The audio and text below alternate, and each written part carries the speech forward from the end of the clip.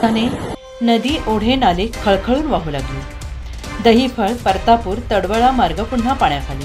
नागरिकांची अडचण। जिल्ह्यात 16 तास पाऊस, सोयाबीनसह तूर पाण्यात, काढणीस आलेल्या उडदाचे नुकसान। धाराशिव जिल्ह्यात काही भागात अजून थोडीशी विश्रांती घेत सलग 16 तास पाऊस बरसला आहे। या पावसामुळे जिल्ह्यातील काही ठिकाणची सोयाबीन, तूर पिके पाण्यात गेली आहेत, तर काढणीला आलेला उडीद खराब झाला आहे।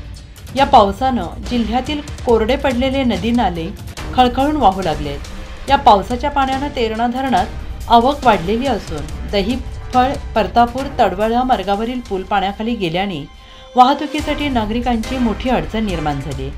हा पूल दुरुस्त करून देण्याची मागणी नागरिक अनेक दिवसांपासून करत आहेत, मात्र याकडे दुर्लक्ष झाल्याने आणि काल सलग पडलेल्या पावसाने या पुलावर पाणी वाहू लागलेलं आहे। गेल्या काही दिवसात पावसाने विश्रांती घेतल्याने शेतकऱ्यांच्या नजरा पावसाकडे लागल्या होत्या, मात्र आता पाऊस धो धो बरसत असल्याने शेतकरी समाधान व्यक्त करत आहेत।